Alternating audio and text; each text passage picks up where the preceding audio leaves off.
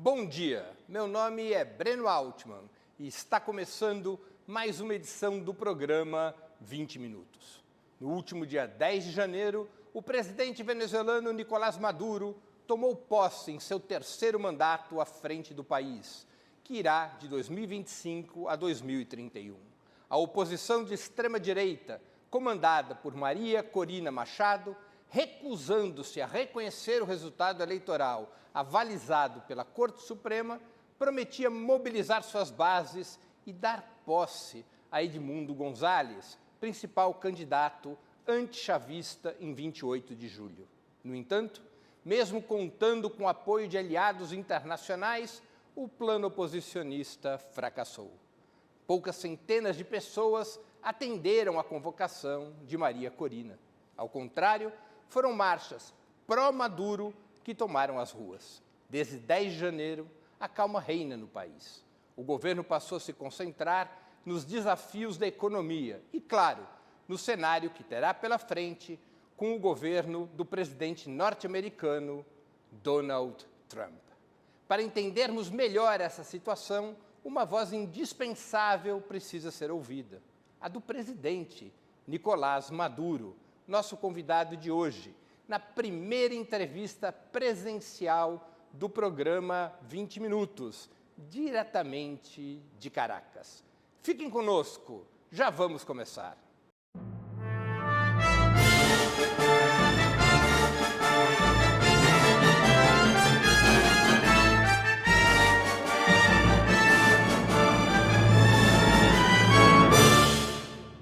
Buenos días, presidente. ¿Cómo estás? ¿Todo bien? Muchas gracias por aceptar nuestra invitación. Un honor poder hablar con usted. Bueno, buenísimo hablar con el pueblo de Brasil y los de América Latina. Muchas gracias, presidente. Bueno, por favor. Por favor. Bueno, muchas gracias. Presidente Nicolás Maduro, quiero empezar acá nuestra entrevista con una pregunta que está en la cabeza de mucha gente. Algunos gobiernos extranjeros, como los de Estados Unidos, no reconocieron su victoria el 28 de julio y hasta mismo anunciaron que reconocían como presidente electo a Edmundo González. ¿Crees que la investidura suya el 10 de enero y el debilitamiento de la extrema derecha pondrán fin a esa polémica? El debilitamiento y la derrota de la extrema derecha fascista de Venezuela, que ha intoxicado y contaminado durante más de 20 años a la derecha y a la centroderecha de toda América Latina y el Caribe, es la expresión de que todo lo que hicieron con ellos, en las redes, en los medios, toda la operación alrededor de esa candidatura, fue una operación montada por el gobierno de los Estados Unidos, gobierno ya saliente, quienes aprovecharon las negociaciones con la diplomacia de engaño, la diplomacia del engaño con la zanahoria, y no conversaron con pulcritud, con seriedad. Realmente todos los acuerdos que hicimos fueron totalmente violados y burlados por ellos. Nunca fueron cumplidos. Solamente utilizaron eso como mampara para montar el escenario de desestabilización en Venezuela nuevamente. Nosotros logramos consolidar después del año 17 un proceso de paz, de estabilidad política. En el año 17 y 18 sufrimos un bombardeo de misiles, de sanciones, nos hicieron un gran daño económico. Luego, en el año 19, el gobierno de entonces, los funcionarios de aquel entonces, habría que recordar a John Bolton, a Mike Pence, a John Kelly, a Mike Pompeo, diseñaron el proyecto Guaidó, ¿no? Y convencieron al presidente entonces, Donald Trump, que era muy fácil nombrar, reconocer un presidente llamado Guaidó que nadie conocía. Y eso iba a implicar inmediatamente la toma de Venezuela. Un golpe de Estado internacional. Supimos denunciarlo, supimos enfrentarlo, supimos derrotarlo y en medio de esa refriega supimos recuperar la sociedad, la economía, y en medio de esa estabilidad ganada a pulso, con esfuerzo propio, el gobierno de Joe Biden lamentablemente perdió una oportunidad de oro de entenderse con nosotros, de respetar los acuerdos hablados y firmados, y diseñó un Guaidó 2.0, le llaman, Guaidó parte 2, que le ha salido muy mal. Ha salido muy mal el Guaidó parte 2, así que ya ellos sabían hace mucho tiempo la jugada, se emplearon a fondo. Aquí en Venezuela se invirtieron no menos de $1.000 millones. La oligarquía que se llama ahora tecnológica, los dueños de las grandes redes, todas las redes se vinieron contra nosotros. Facebook, Instagram, X, antes Twitter, TikTok, y crearon una situación nacional e internacional que ellos creían que era infalible. Nosotros lo sufrimos. El 28 de julio, lo que denuncié inmediatamente, el 29 de julio, el primer golpe ciberfascista de la historia moderna de América Latina y pudiera decir de la humanidad. Y lo derrotamos en 48 horas y hemos venido consolidando la victoria. El país está en paz, la institucionalidad funcionando, los 5 poderes públicos funcionando, la economía creciendo, recuperándose, y los venezolanos en su inmensa mayoría, como dicen todas las encuestas, más del 80% repudiando estos intentos de golpe de Estado, y el 80% de los venezolanos deseando que ya se pase la página de esa desestabilización y se tome un rumbo certero de crecimiento, recuperación, de respeto a Venezuela. Presidente, lo que usted contesta a los que dicen que hubo un fraude el 28 de julio. No es la primera vez, no hay nada nuevo. Nos han acusado desde principios de la Revolución Bolivariana a la revolución de algo imposible de hacer, porque en Venezuela se ha construido un sistema electoral absolutamente auditable. Dime en qué lugar del mundo hay un sistema electoral que se le hacen 15 auditorías. 15 auditorías, antes, durante el proceso y después del proceso, solo en Venezuela. Así que sencillamente nuestro pueblo sabe, la institucionalidad sabe, el Tribunal Supremo de Justicia ha hecho un tremendo peritaje sobre el proceso y se ha demostrado, como en las 31 elecciones anteriores que hemos hecho 31 elecciones en 25 años, récord mundial. Se ha demostrado, como en las 31 elecciones anteriores, que es un proceso donde prevaleció la soberanía popular. Lo que hubo el 9 y el 10 de enero, una nueva tentativa de golpe por parte de la oposición que fracasó. Mucho antes. Hay muchas cosas que todavía están en proceso, no se pueden decir. Me gustaría darte esas primicias, tienes que regresar para dártelas. Pero lo que fue el mes de noviembre y diciembre, aquí capturamos a más de 200 mercenarios de más de 25 nacionalidades que venían a colocar bombas, a hacer atentados, sicarios, etcétera, etcétera. Y logramos desarticular, además, grupos que pretendían crear un incendio del país. Sobre todo en el mes de diciembre, querían dañar en las Navidades al pueblo de Venezuela. Afortunadamente tuvimos las mejores, más largas Navidades de nuestra historia, porque yo además decreté las Navidades octubre, noviembre y diciembre. Yo soy cristiano. A pesar de que mis antepasados son judíos, como los tuyos. Sí. Maduro es sefardí. Alman no. ¿Ah? ¿De qué parte? Son sefardí de los lugares de Portugal. Fueron expulsados en 1492 de Portugal y de España. Con Capriles también, toda esa gente. Claro. Y fueron expulsados. Yo soy Askenazi, de Polonia. Ah, bueno. Como Netanyahu. Bueno, más o menos. Nadie es perfecto, ¿no?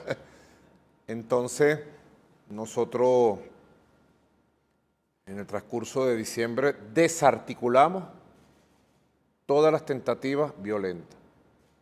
Luego, en el mes de enero, se montó otra vez una operación psicológica, donde incorporaron a unos expresidentes y expresidentas, que yo llamé el cartel de Sodoma y Gomorra.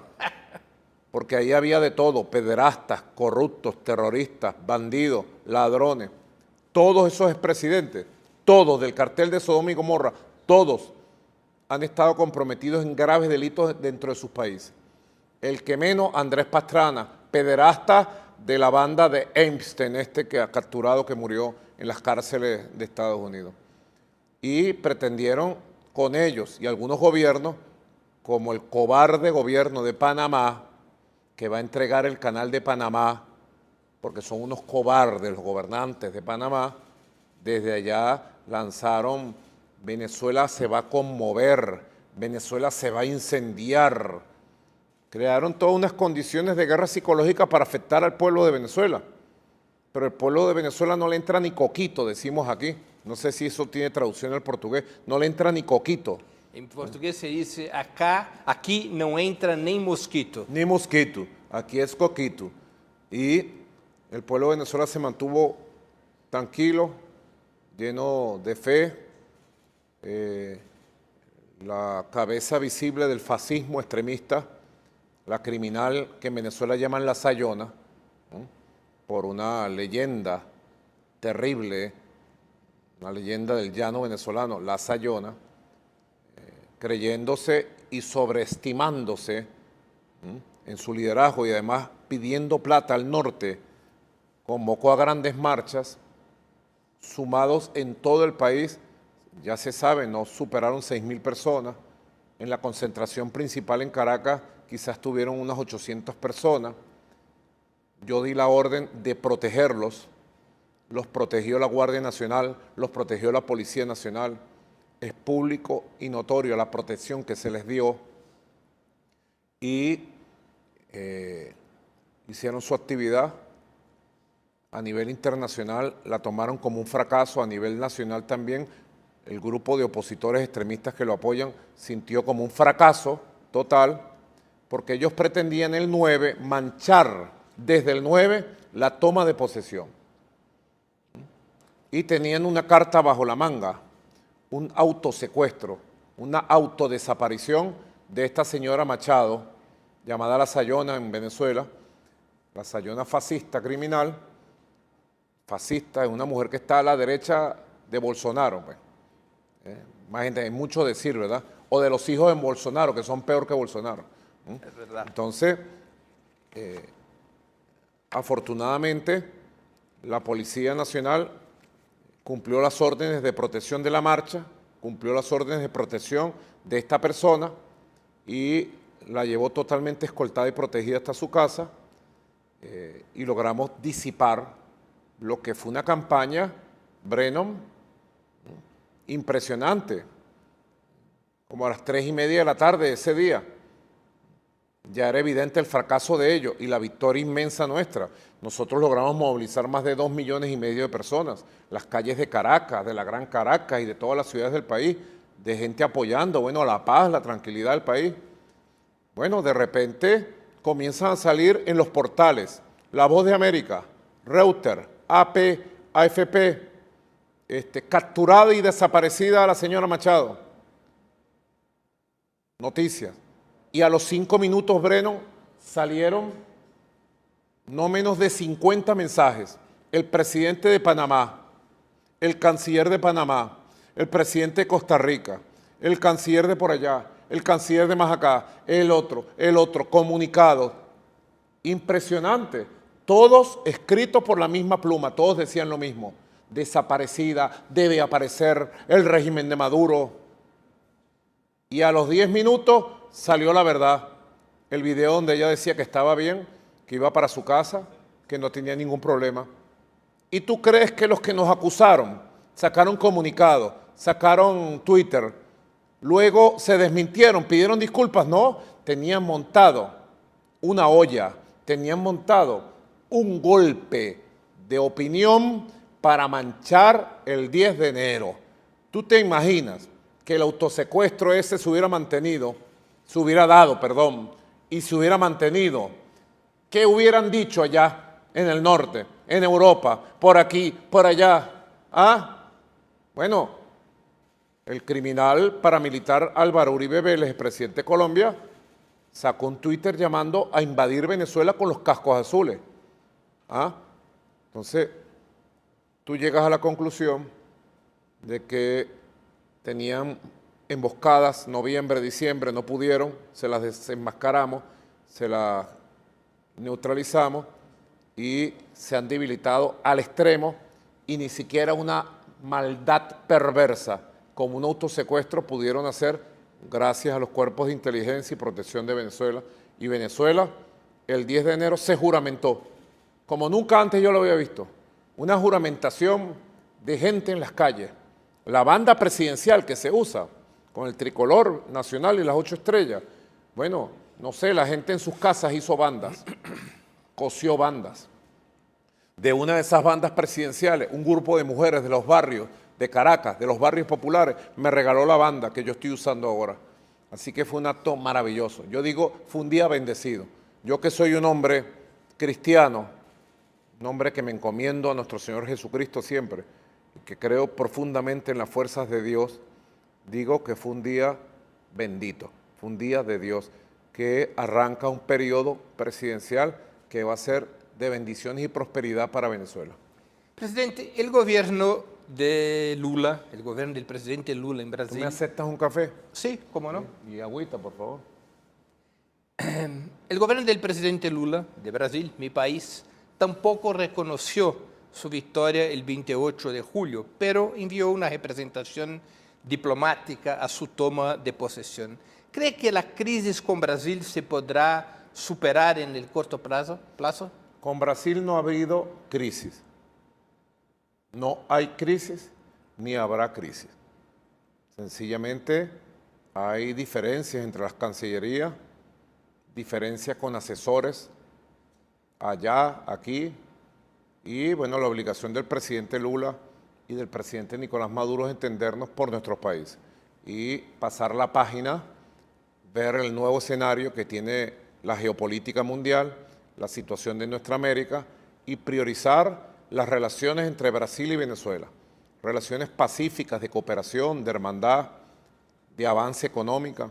Si tú supieras la cantidad de inversionistas que están llegando a Venezuela en petróleo, de Brasil en gas, en petroquímica, en energía, en turismo, nosotros tenemos ese camino trazado y si hay diferencias de criterio, la única forma es hablar, comunicarse.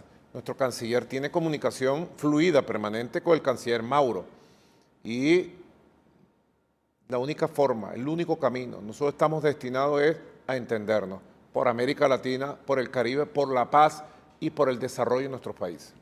Presidente, a pesar de que la izquierda gobierna 5 de las 6 economías más grandes de América Latina, Brasil, México, Venezuela, Colombia y Chile, algo que nunca antes había sucedido. A pesar de eso, la integración de la región parece estar estancada. ¿Qué se puede hacer al respecto? ¿O Venezuela se está volviendo principalmente hacia el este, estableciendo asociaciones prioritarias con China, Rusia, Irán y Turquía? ¿Qué se puede hacer para superar ese estancamiento de la integración regional, a pesar de que 5 de las 6 principales economías son comandadas por la izquierda? Es uno de los temas que yo toqué en el discurso de juramentación el 10 de enero. Tenemos que salvar la comunidad de estados latinoamericanos y caribeños. Hay una operación de la derecha extremista, de los Milei, de los Noboa, de los Bukele, que son, digamos, los caballos de Troya dentro de América Latina para implosionarnos, para dividirnos, para autodestruirnos. Hay toda una operación para hacer con la CELAC lo que hicieron con UNASUR, desmembrarla, neutralizarla, destruirla. Los que creemos en la unión de América Latina y el Caribe tenemos que obrar en función de esa tarea, con nuevas iniciativas de cooperación económica, de inversiones mutuas, compartidas, de comercio activo, de interacción monetaria, de integración cultural, educativa, de integración científica. Hay un gran tema que es el tema de la inteligencia artificial, que es el tema punta hoy por hoy en el mundo. Quien desarrolle facultades para la inteligencia artificial podrá ver el futuro de la humanidad. Quien se quede rezagado tendrá que pagar las consecuencias graves en su sociedad. Así que está el tema del desarrollo científico, de la inteligencia artificial, de la interconexión entre nuestros pueblos, aérea, marítima, terrestre. Hay que retomar los temas y los que creemos en la unión tenemos que obrar en función de ella, actuar. Y los que vienen como caballos de Troya a implosionar la unión, a servir como esclavos, como capataces de esclavos. Tú sabes que estaban los capataces, ¿verdad? El señor esclavista tomaba a uno de los esclavos más serviles y lo convertía en capataz. Y el capataz era más criminal y más asesino que el señor esclavista. Ellos tienen como capataz de su dominación imperial al Bukele, al Noboa, al Milei. Los tienen ahí acondicionados, apoyados con el poder de las redes sociales, encubriéndole todos sus crímenes que están haciendo contra su pueblo, todos los daños que están haciendo. Ahora es el momento de que la izquierda, los sectores revolucionarios, el progresismo, en su diversidad, rememos juntos hacia un mismo objetivo de unión productiva, de unión de integración para el futuro del continente. Eso se puede. Vamos a empujar para que se vean buenos resultados. Tú hablabas de Brasil. ¿Qué es Brasil? Brasil es nuestra superpotencia. A mí me da mucha tristeza cuando veo políticos de la derecha brasilera proponer que el futuro de Brasil tiene que ser convertirse en subordinado, en colonia, en esclavo de Estados Unidos. Brasil, digo yo, Brasil. Brasil tiene que ser la gran superpotencia de la libertad, de la independencia, de la justicia, del desarrollo económico de nuestra América. Junto a México, que es la otra potencia, el otro país poderoso. Junto a la Argentina recuperada en la idea de Perón, en la idea de Néstor. Ahí estamos. Nosotros modestamente estamos construyendo nuestro propio modelo económico, social, político, y nosotros aspiramos modestamente a ser una potencia intermedia en el desarrollo integral de las facultades en nuestro país, con nuestros recursos naturales, con la educación y la cultura de nuestro pueblo, y crecer conjuntamente con nuestros vecinos, Brasil, Colombia, y con nuestros hermanos del continente. ¿Usted cree que se puede a corto plazo superar, digamos, las divergencias que hay entre los presidentes progresistas de Latinoamérica, cuando el motivo central de esa divergencia tuvo que ver con el proceso venezolano? Yo creo que si se impone el respeto a la autodeterminación de los pueblos como principio, si se impone el respeto a la soberanía y a los asuntos internos como principio, y se impone la gran necesidad de enfrentar las amenazas geopolíticas que tiene el continente hoy, que han llegado, tengo la seguridad de que vamos a labrar un buen camino para salvar la CELAC y para impulsar entre nuestros países nuevas dinámicas de acercamiento, de integración y de crecimiento conjunto.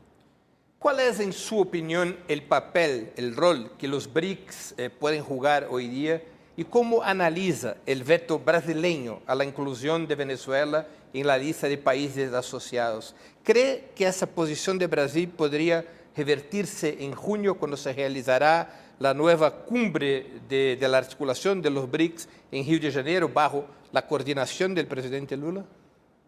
Te invito a un buen café venezolano. Bueno. El café brasilero es bastante bueno, ¿verdad? Sí. ¿Crees que es mejor que el venezolano, es mejor que el brasileño?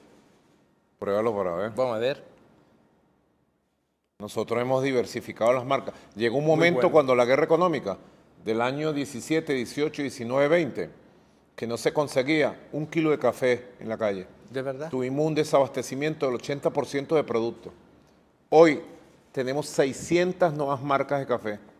Estamos exportando café a todo el mundo por allá.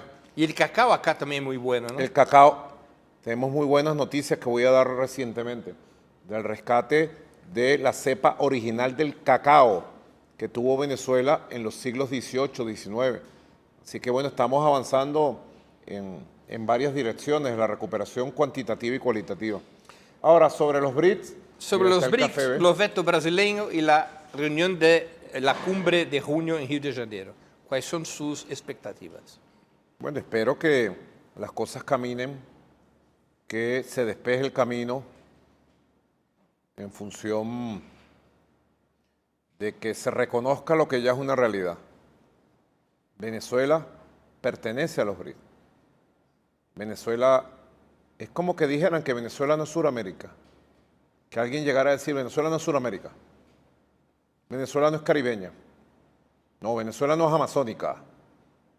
Lo dijo los gobiernos de derecha de Bolsonaro y de Iván Duque, negaban la participación de Venezuela en las cumbres de la comunidad amazónica. Nos vetaron. ¿No? Nosotros somos amazónicas, somos caribeños, somos suramericanos, somos latinoamericanos y somos de los BRICS. Espero, en nombre de Dios Padre, todo creador, que se despeje el camino.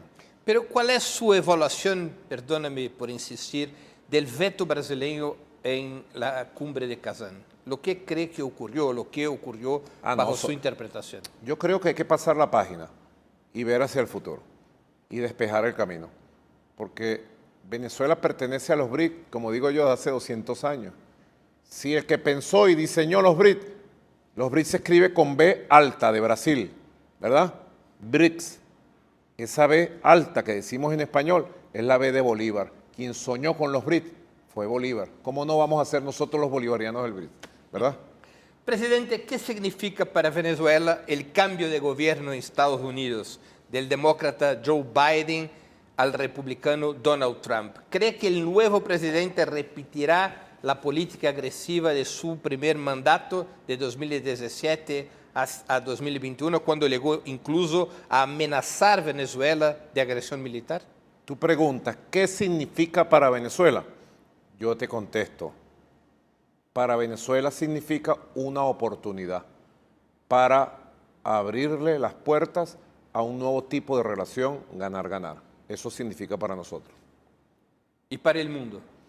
Para el mundo significa grandes cambios que están en pleno desarrollo y que seguramente veremos turbulencias, problemas, pero el reconocimiento de que ya hay un mundo multicéntrico, pluripolar, y que va a prevalecer el mundo multicéntrico, pluripolar, y que ojalá se cumpla lo que ofreció el presidente Trump, que haya paz, que no haya más guerra, que se despeje la guerra y que todos los demás temas se resuelvan por la vía de la diplomacia y de la paz. ¿Usted cree que con Donald Trump las posibilidades de negociación de Venezuela son mejores do que con el gobierno saliente o el gobierno de Joe Biden que recién salió? Nadie puede afirmar eso en este momento. Yo sí puedo opinarte del pasado, pero ya el pasado quedó atrás. Ahora tenemos que ver hacia el futuro. Esperemos que nos depara este futuro. Lo que sí te puedo decir, Brennan, a ti, al pueblo de Brasil, es que esta Venezuela que está aquí hoy, que tú ves, esta Venezuela está de pie. Esta Venezuela tiene un proyecto de país, tiene un proyecto gran americano. Nuestro proyecto, como decía Bolívar, para nosotros la patria es América. Nosotros tenemos un proyecto de país, tenemos un plan muy claro, discutido con nuestro pueblo, que es el plan de la patria 2025-2031. Tenemos un poder popular, tenemos una fusión popular militar policial. Estamos victoriosos. Hoy por hoy, aquí donde tú me ves, estamos victoriosos y estamos en las mejores condiciones para salir bien en cualquier escenario. En el escenario que se nos plantee, nosotros hemos desarrollado un pensamiento estratégico heredado del comandante Chávez. Chávez tenía una capacidad geopolítica y de pensamiento estratégico asombrosa, brillante, magnífica. Y nosotros fuimos sus alumnos directos. El presidente Lula sabe, porque nos conocimos, yo lo conocí siendo canciller, y sabe los debates interesantísimos que se daban sobre el mundo, su evolución. Chávez fue el que visualizó y nos dijo, los BRICS es nuestro camino, por allá casi en el año 2006, 2007. De hecho, él lo escribió en el programa de gobierno que dejó para el 2012. El plan patria. Sí, el plan de la patria, el primer plan de la patria. Tenemos que ir a los BRIC, somos parte de los BRIC. Así que nosotros nos hemos ido preparando modestamente, con humildad, con mucho realismo, sentido común, mucho patriotismo, mucho compromiso revolucionario, porque nosotros somos revolucionarios. Si tú nos dices, ¿qué son ustedes? Revolucionarios. En Bolívar, en Cristo Redentor. Porque el gran revolucionario de toda nuestra era es nuestro Señor Jesucristo. El gran revolucionario de nuestra América es nuestro libertador Simón Bolívar. Y el gran revolucionario del siglo XXI, Hugo Chávez. Así nosotros estamos preparados para todos los escenarios y que Venezuela prevalezca la paz, la estabilidad, la soberanía y salir airosos hacia adelante. ¿Y crees que Donald Trump va a respetar la soberanía de Venezuela? Es que tú no puedes esperar que otros te respeten, tú te tienes que hacer respetar. Yo le digo al pueblo siempre un pensamiento del gran José Gervasio Artigas. José Gervasio Artigas, uno de los grandes libertadores de Sudamérica, un hombre firme, valiente, capaz. Y nosotros siempre repetimos con Artigas, no esperemos nada sino de nosotros mismos. No esperemos nada, que aquel, que acá, que no, planifica con tu fuerza, con tu capacidad, qué puedes lograr y en base a eso camina. Si tú te pones a esperar, no, es que no sé quién nos va a ayudar, y no, ayúdate a ti mismo y después verás. Ayúdate y camina con tu propio esfuerzo, lo decía Ho Chi Minh. El gran Ho Chi Minh decía, caminar con pies propios, pensar con cabeza propia y construir con sus propias manos. El día que nuestra América no espere nada de afuera y lo construya todo desde adentro, con su propio esfuerzo, ese día llegará y florecerá la independencia con prosperidad y nos respetarán. Así que cada uno de nosotros tiene que hacerse respetar con firmeza, con patriotismo y con razones. Presidente, yo tengo algunas preguntas sobre la situación interna de Venezuela. La primera de ellas, después de una caída vertiginosa del Producto Interno Bruto de ustedes de 2014 a 2021, acompañada de hiperinflación, Venezuela ha vuelto a crecer en los últimos 3 años y el aumento de precios se ha detenido. ¿Qué cambios permitieron ese resultado? Primero tienes que decir la verdad, Brennan. Primero tienes que decir que las sanciones criminales contra la industria petrolera y la economía de Venezuela nos hicieron perder el 99% de los ingresos. Nosotros pasamos de 56... De los ingresos en divisas. De los ingresos en divisas. Nosotros pasamos de 56.000 millones de dólares de ingresos un año a 700 millones el otro año. 99%. Y eso tuvo un impacto catastrófico. Sobre todo, Venezuela importaba el 85% de todos los productos que consumía en su mercado. No producíamos nada, todo lo importábamos. Una chequera petrolera, que hace falta papas, compre la papa. Que hace falta frijoles, compre frijoles. Que hace falta arroz, compre arroz. Que hace falta carros, compre los carros en el exterior. Es lo que llaman la enfermedad holandesa. Alguien la llamó el capitalismo rentista dependiente. Una economía rentista dependiente, que no se basaba en la producción. Nosotros no tuvimos burguesía nacional como tuvo Brasil, ni proceso de industrialización. No, aquí nunca surgió una burguesía nacional. Aquí surgió una burguesía parasitaria, dependiente del dólar que entraba por el petróleo y todo el mundo le tenía puesto el ojo al dólar para ponerle la mano. Las sanciones criminales nos llevaron a un punto de no retorno. Menos mal que teníamos un plan. Y con un plan bien claro pusimos el acento principal en proteger primero al pueblo, su alimentación, con el plan de los CLAP, que le llegara su... ¿Qué significa CLAP? CLAP significa los comités de abastecimiento y producción, comités locales de abastecimiento y producción. Yo lo tomé de Salvador Allende. Sí, por eso, de las GAPs. Sí, y conformamos 33.000 comités locales de abastecimiento y producción. Lo primero, llevar el alimento al pueblo.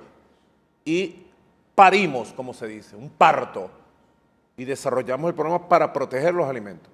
Lo segundo, proteger todas las misiones que había dejado Chávez en salud, en vivienda, en educación, entre otras. La protección social, hasta donde más allá que no podíamos, lo hicimos. Y luego un plan económico, definimos los motores de desarrollo y cada motor empezamos a meter estímulos, priorizamos la producción de alimentos. Afortunadamente, con las condiciones macroeconómicas que creamos, fuimos avanzando y es evidente, ya tenemos 15 trimestres de crecimiento de la economía real, el país está abastecido el 100%, el 85% de los productos que consigues en abastos, supermercados y mercados son de producción nacional. Hemos logrado vencer la hiperinflación. Llegamos a tener una hiperinflación en el 2019, en un mes, de 344.000%. 344.000%. Así que siempre hay que tomar en cuenta para el análisis histórico-económico de nuestra realidad, las sanciones, los misiles, fueron misiles dirigidos a la economía. Y nos hemos recuperado con esfuerzo propio, con un plan propio, con recursos propios, sudando la camiseta, sin depender de nadie y sin llorar. Sin lloriqueo, decimos en Venezuela. Usted no me ha visto a mí lloriquear por ahí. No, con esfuerzo propio. Hemos logrado unir todo el empresariado del país, todo el empresariado, en función productiva. Hemos logrado impulsar a los emprendedores, pequeños, grandes, micro, etcétera. Y hemos logrado unir todas las fuerzas productivas y liberar las fuerzas productivas de esta Venezuela. Y hoy te puedo decir que estamos en condiciones de seguir creciendo. El año 2024 tuvimos 9 puntos de crecimiento del Producto Interno Bruto. Dice la CEPAL que es el país de mayor crecimiento de América Latina y el Caribe, Venezuela. Así que hemos logrado nuestro camino económico y con esfuerzo propio y lo vamos a consolidar y ya estamos en condiciones para estos años que están por venir de pasar una etapa de prosperidad, digamos, avanzada en función de recuperar los derechos sociales del pueblo que todavía están postergados y necesitan una inversión especial. Hay sectores de izquierda que lo critican por estar adoptando medidas liberales en la economía. ¿Cómo usted contesta ese tipo de crítica? Bueno, tendría que escuchar la crítica, ¿no? Porque después de una guerra económica que se mantiene, de un bloqueo que se mantiene, hay que verle la cara, ¿no? Si has producido o no has producido.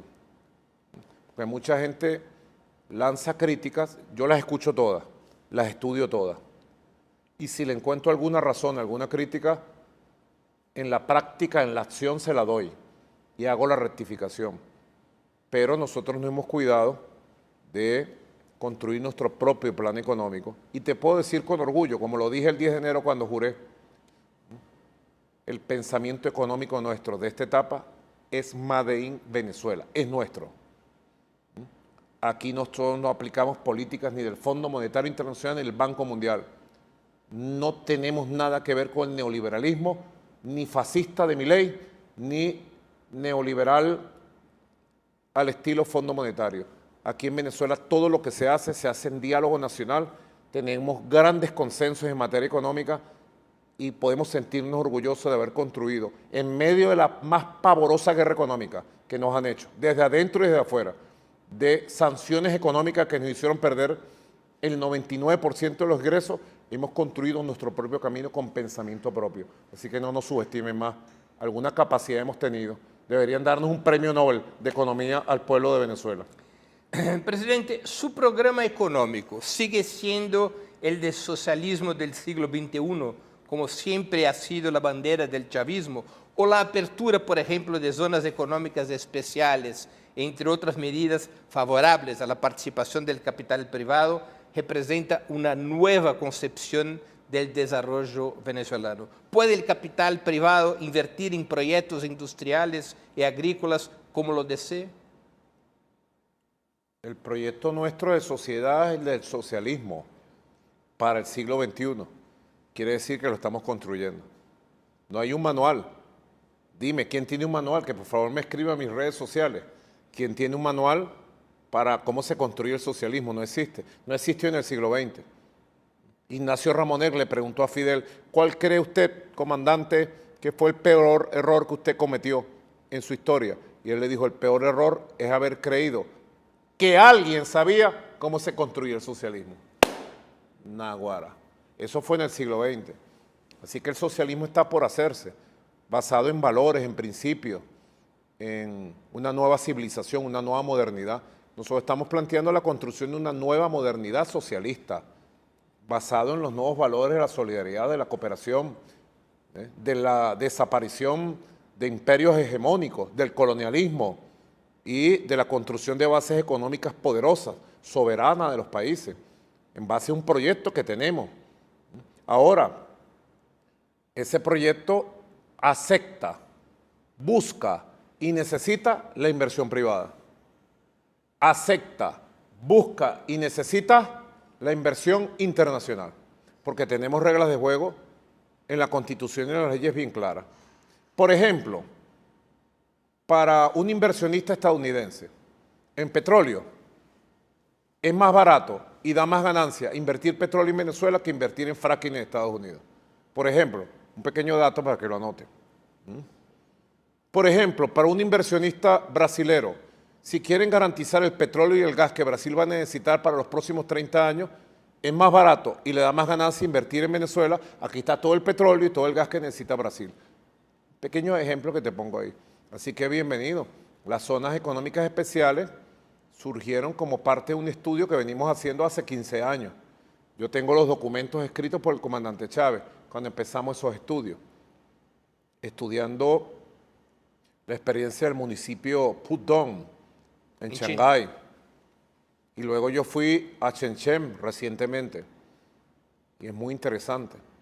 Y entonces hemos constituido 5 zonas económicas especiales que han arrancado a buen paso, aunque van muy lentas todavía, han arrancado a buen paso y son una oportunidad tremenda, sobre todo para el desarrollo de la economía de exportación y de la economía que capte divisas.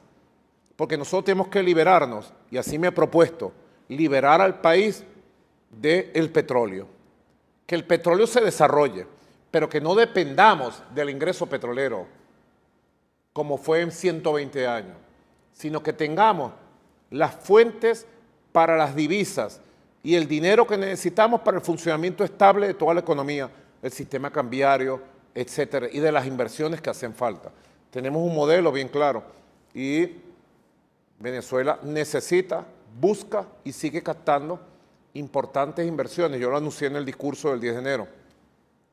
Nosotros tenemos ya firmado contratos por 52.000 millones de dólares de inversión en los 13 motores del desarrollo venezolano en todos los aspectos, del petróleo, el gas, la petroquímica, la siderúrgica, el acero, el hierro, el aluminio, el oro, el turismo, la industria farmacéutica, la producción de alimentos, 52.000 millones de dólares.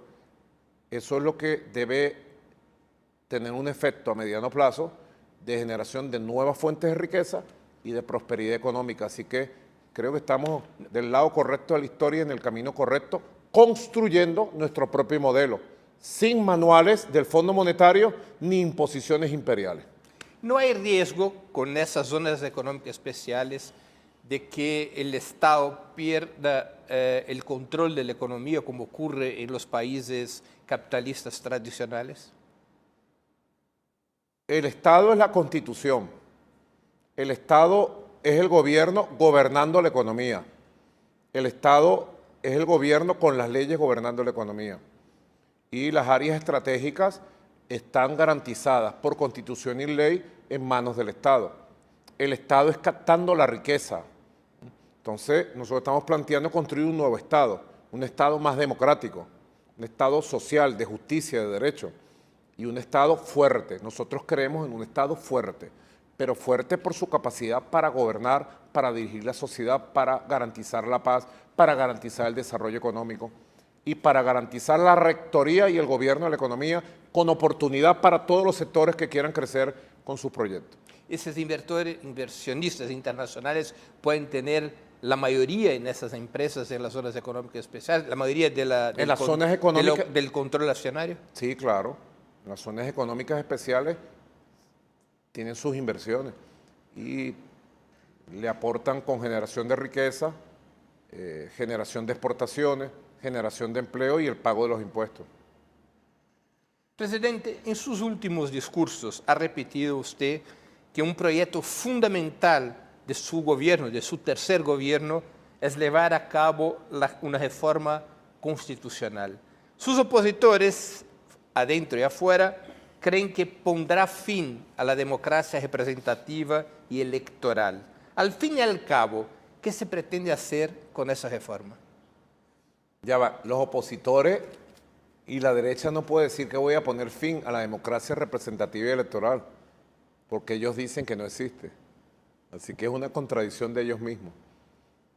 La reforma constitucional, primero, es un gran diálogo nacional, es un gran debate nacional. En Venezuela no se puede reformar ni una palabra de la Constitución sin debatirlo con el pueblo y sin un referéndum. Es imposible. Está en la Constitución. Claro, es obligatorio.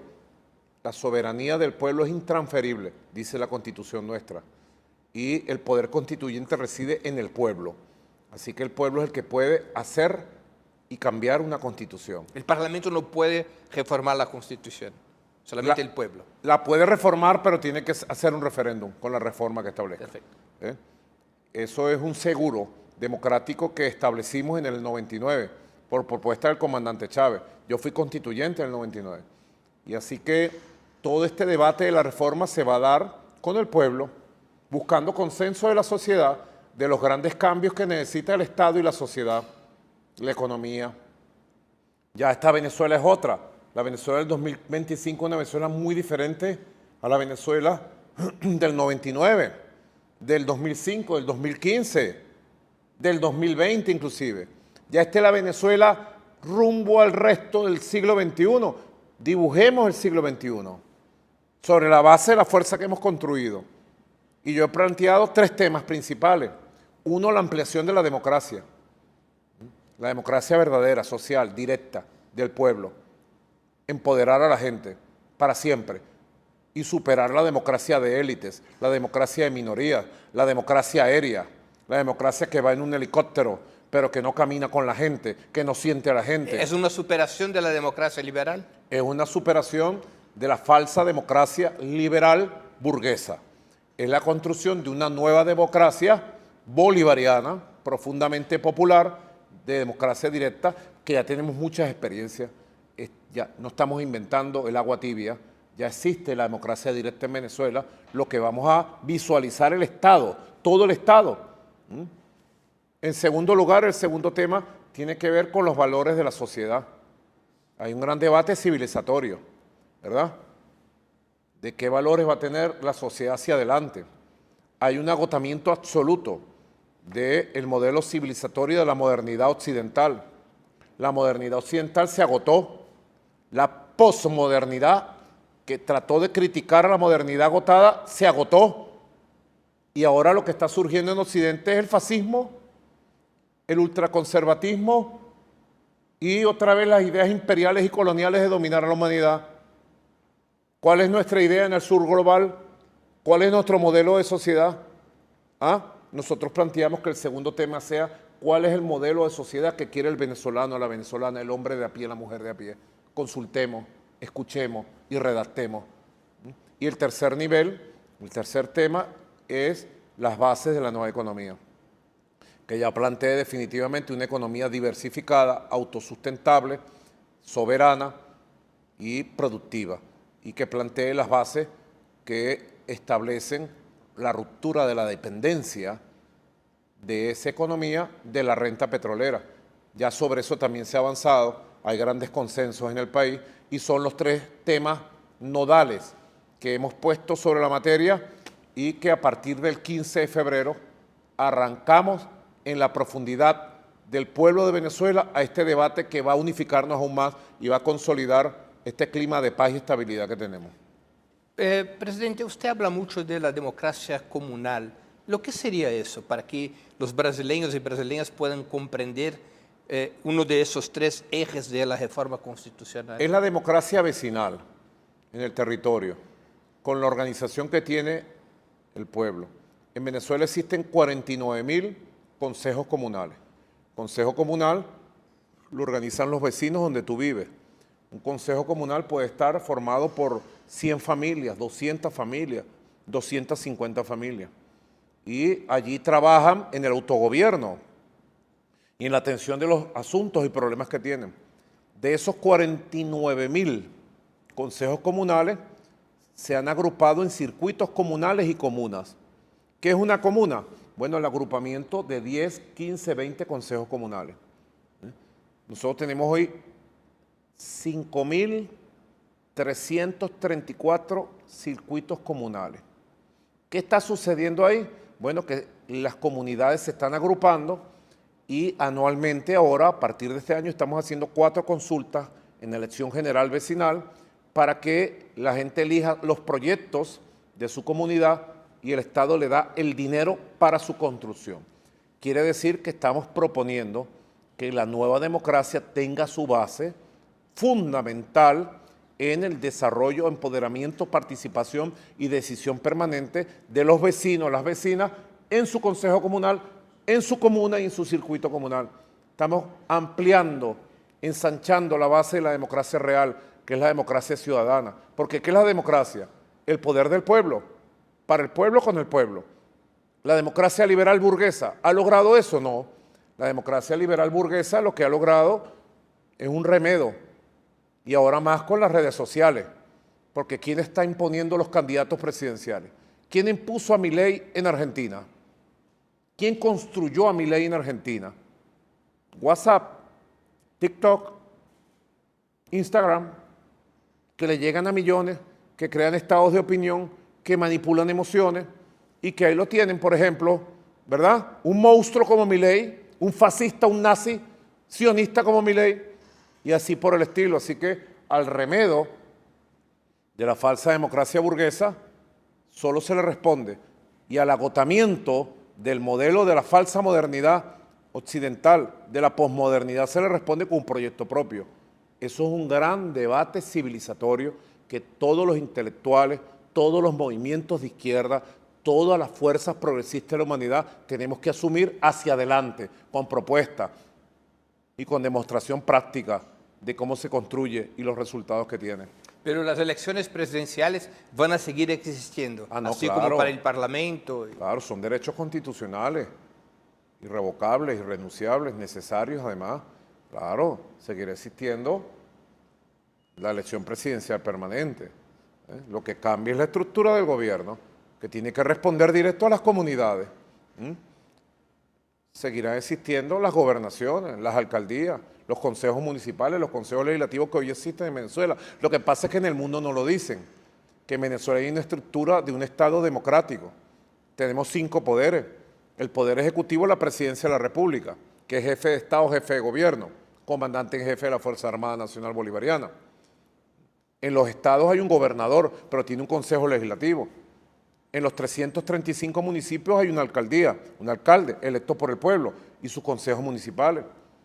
Y la estructura que se viene construyendo y que viene surgiendo es la estructura del poder popular.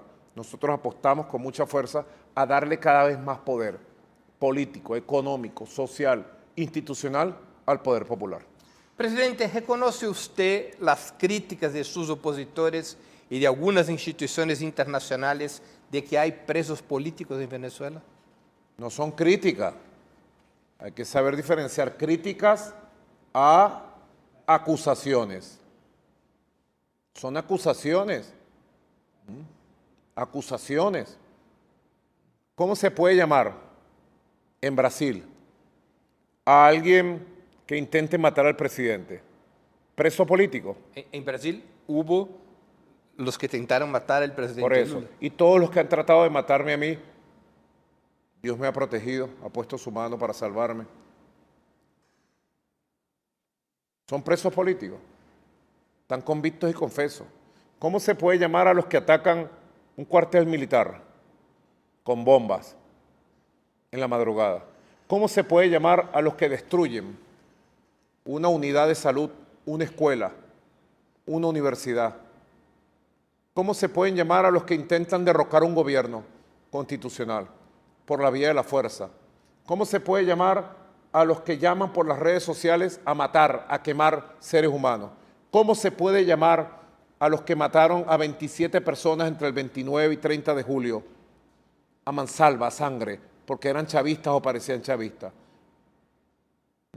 ¿Cómo se puede llamar al que buscó a una dirigente nuestra de un centro electoral, la sacó de su casa y la mató frente a su familia? Ah, pero en el mundo manipulan. Presos políticos, presos políticos. No, aquí hay una justicia, hay una fiscalía, una justicia. La fiscalía ha venido actuando. Y en los casos de menor involucramiento, donde la ley permite, ha liberado a casi 1.600 personas involucrados en hechos de violencia, pero en otros casos están procesados por intentar derrocar el gobierno constitucional, matar al presidente, matar a los ministros, matar a gente del pueblo, destruir unidades de salud, de educación. Así que no puede haber una doble vara para medir. En un país eso se llama terrorismo. Ah, pero en Venezuela se llama democracia. En un país eso se llama instigación al delito, violación constitucional, golpismo. Ah, pero en Venezuela no. En Venezuela hay que permitirlo. ¿Ves? Entonces es una doble vara. Sencillamente en Venezuela hay justicia, justicia justa, y esas acusaciones que nos hacen se caen con su propio peso de mentira. Presidente, ustedes, Venezuela, tienen una reivindicación histórica sobre Esequibo. Hago una pregunta muy directa. ¿Venezuela pretende resolver el tema de Esequibo a través del uso de la fuerza militar? Nunca jamás. Venezuela tiene el derecho internacional a su favor y ha buscado todas las generaciones de todos los gobiernos existentes en casi 200 años el derecho internacional, frente primero a la amenaza del Imperio Británico de invadir el país, cuando constituyeron la colonia de la Guyana Británica, y luego frente a la traición y la puñalada que nos metió el Imperio estadounidense y a sus amenazas ahora con la ExxonMobil. Venezuela tiene el Acuerdo de Ginebra, firmado en 1966 y depositado en la ONU, que reconoce nuestro derecho al reclamo histórico. Tenemos los documentos históricos, porque la Guayana Esequiba no nos la regaló nadie. La Guayana Esequiba formaba parte de nuestro mapa que nos dejó Bolívar. Es una herencia de Bolívar.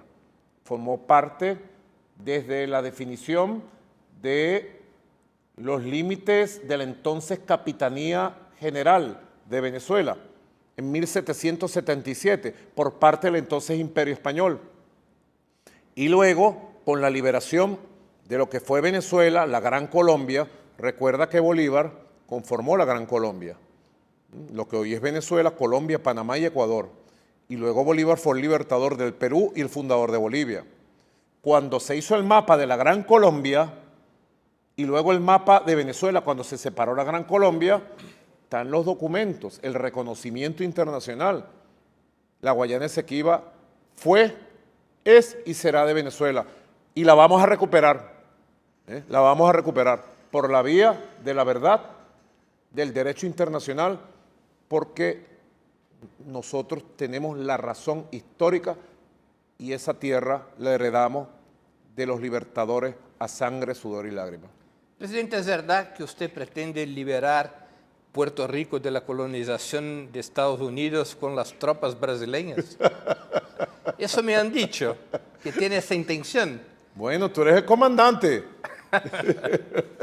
Mira, vale, yo estaba en ese momento recordando a Bolívar. Bolívar hizo un proyecto de liberación de Cuba y de Puerto Rico. Para Cuba designó al general José Antonio Páez, libertador en Carabobo. Y para Puerto Rico designó a Antonio José de Sucre, gran mariscal de Ayacucho, el libertador del Templo del Sol, de los Hijos del Sol del Perú, el gran libertador de Sudamérica, Antonio José de Sucre. Y Él hizo los cálculos, cuántos barcos, cuántos combatientes, cuántos cañones. Eso quedó Para escrito. liberar Puerto Rico y Cuba. Para liberar Puerto Rico y Cuba. Y yo haciendo esa reflexión en el Congreso Mundial Antifascista, tú pasaste caminando y cuando te vi, me provocó saludarte y bueno, nombrarte comandante de las tropas brasileras para liberar Puerto Rico. Ahora se armó, Claro. bueno, ¿cómo es que llaman esa? Un berenjenal, decimos en Venezuela, sobre esa afirmación. Pero Puerto Rico no necesita que la vaya a liberar nadie. Puerto Rico la liberará el hermoso, alegre y noble pueblo de Puerto Rico, heredero de las glorias de Albizu Campos, y que le gusta la salsa, la bachata y el bembé como nos gusta a nosotros. Será Puerto Rico que algún día encontrará su camino. Fíjate que en la CELAP, Venezuela propuso hace muchos años, la Comunidad de Estados Latinoamericanos y Caribeños, tenemos 33 países, 33 asientos, nos sentamos ahí, y hay un asiento, el 34, y se aprobó reservar el asiento 34 para cuando Puerto Rico sea libre, independiente, feliz y orgulloso de su pasado y su cultura. Presidente, ¿cómo interpreta la escalada militar de Estados Unidos y sus aliados en regiones como Ucrania y Medio Oriente, especialmente en Palestina? ¿Está el mundo cerca de una guerra mundial? ¿Qué podría cambiar? Pregunto otra vez más sobre Donald Trump. ¿Lo que podría cambiar con la administración de Donald Trump de ese escenario tan peligroso que vive el mundo? El Papa Francisco dijo que ya estábamos en una tercera guerra mundial. Nosotros lo creemos.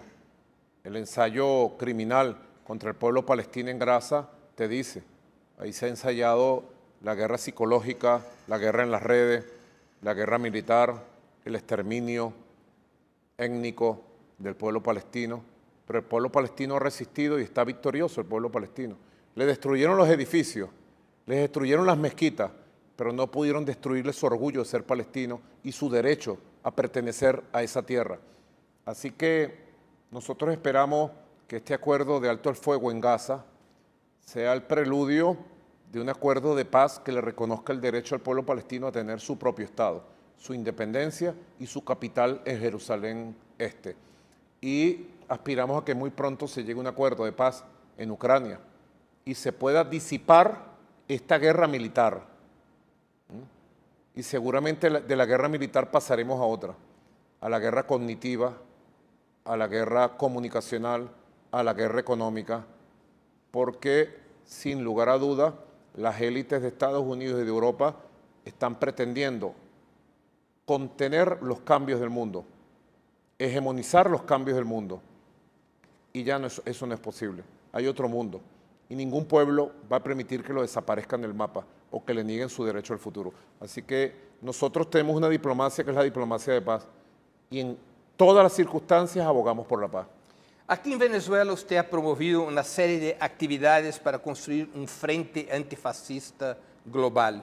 Los liberales y socialdemócratas también hablan de esto, pero consideran que su gobierno, el gobierno de Nicolás Maduro, forma parte de las dictaduras del mundo. ¿Quiénes serían, después de todo, los enemigos y aliados en la lucha antifascista que usted apregó?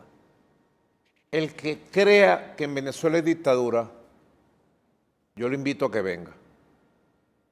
La va a pasar muy bien en Venezuela. Y que camine cualquier barrio, cualquier comunidad y hable con la gente. Venezuela tiene un país empoderado y con una libertad sin límite para el debate de ideas, para la construcción y con estabilidad de paz. Ahora, saliendo de esas campañas intimidantes, deformantes, que se hacen para justificar escenarios extremistas de violencia, golpe de Estado, invasiones, que no se han dado ni se van a dar. Yo sí le hago un llamado a todos los que en el mundo están preocupados por el resurgimiento de las corrientes nazis y fascistas. Ese tema lo tomamos desde Venezuela con mucha fuerza y creo que tenemos la razón. Y abogamos porque se cree un gran frente mundial antifascista, de los valientes del mundo. No pretendemos que ese frente tenga como el primer punto reconocer a la Revolución Bolivariana. Por favor, el primer punto de ese frente, por encima de todo, es salvar a la humanidad de una tragedia nazi, de una tragedia fascista. Este fascismo que ha surgido ahora es muy diferente al de hace 80 años, 100 años, pero tiene los mismos saludos, saludan de la misma manera, tienen los mismos pensamientos, segregacionistas, racistas. Hoy no persiguen a los judíos, persiguen a los migrantes allá en Europa. ¿Y por qué hay migrantes en Europa? Porque toda África se va hacia Europa. Por la explotación y el saqueo de África, el esclavismo histórico de África que le impusieron desde Europa.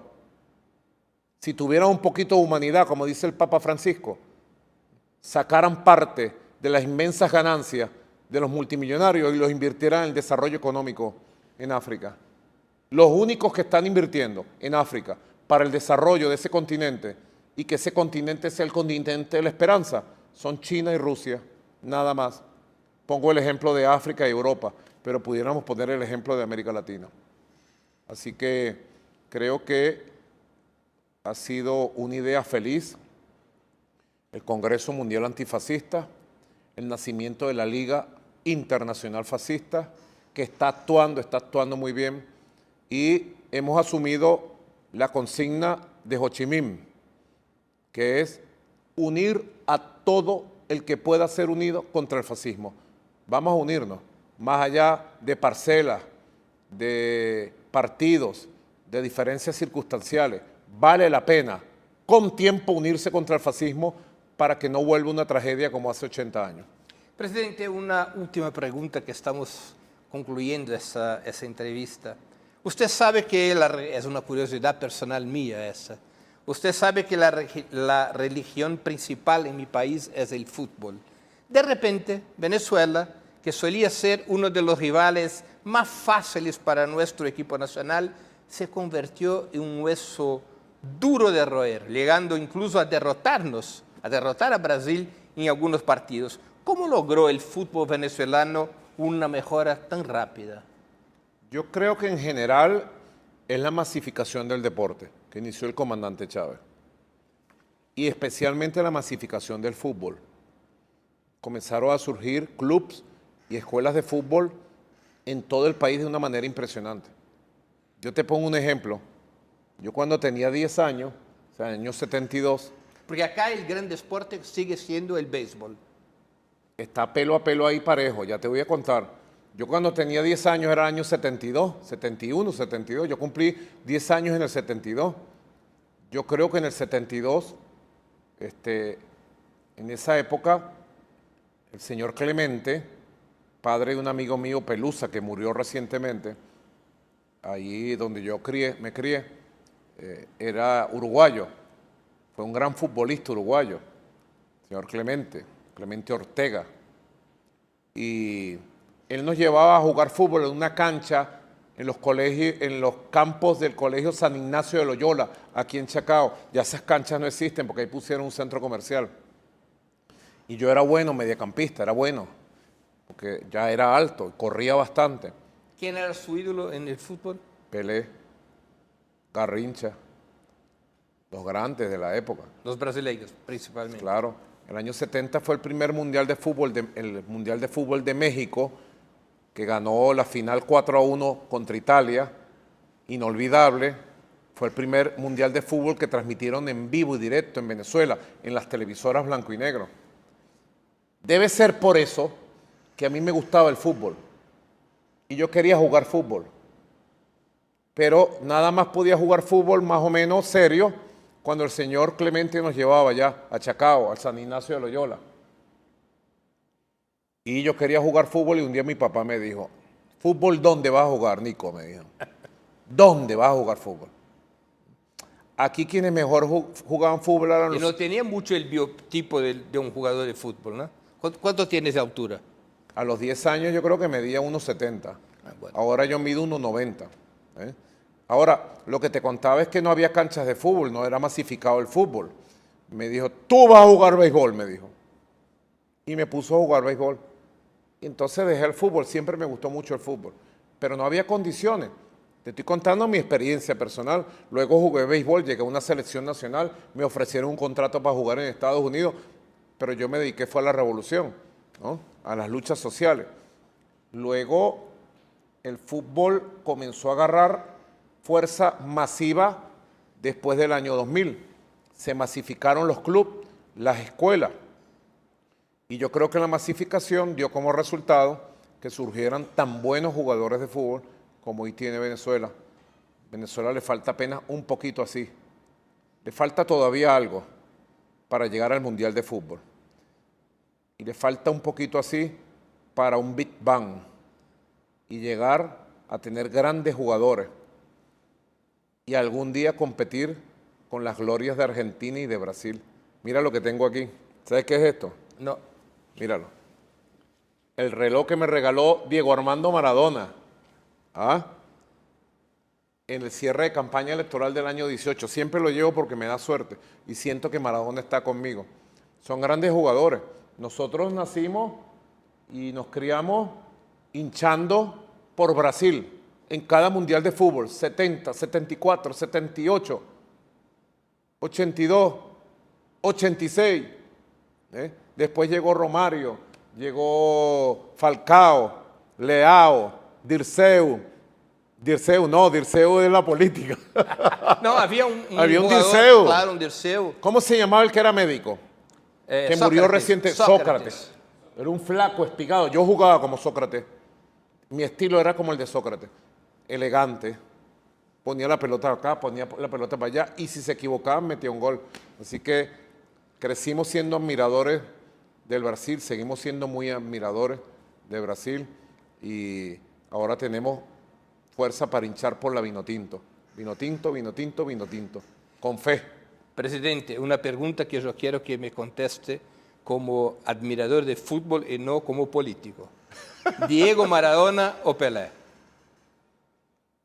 En los años 70 y 60, Pelé. En los 80 y parte de los 90, Maradona. Al final los dos están en el cielo. Pelé y Maradona juntos. Yo creo que los dos están empatados. Presidente Maduro, quería agradecerle mucho por su tiempo y por esa conversación. Gracias por la oportunidad que nos diste a mí y a la gente que nos ve.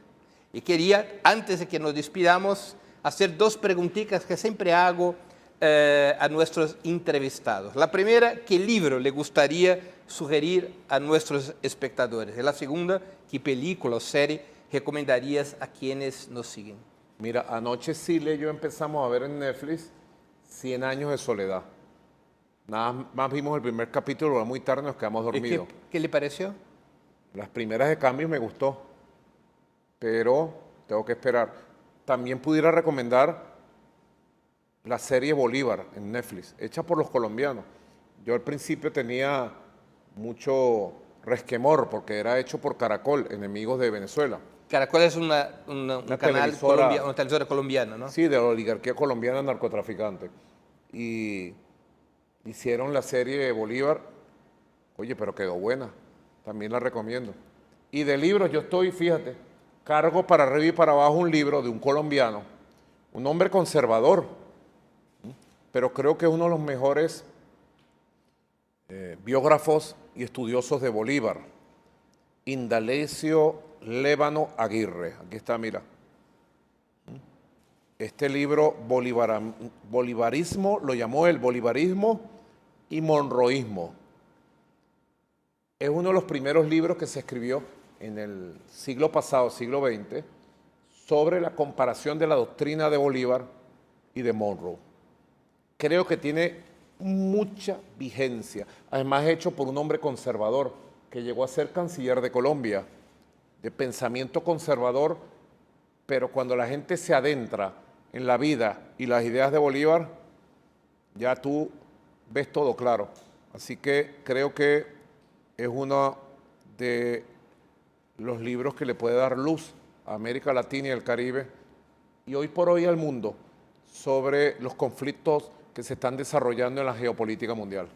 Presidente Nicolás Maduro, ahora sí, muchas gracias por esa entrevista. Creo que para los brasileños y las brasileñas va a ser, son palabras muy útiles para conocer mejor la situación de Venezuela y sus ideas. Muchas gracias. Muito obrigado. Por essa entrevista, Viva presidente. Brasil. Gracias. Obrigado.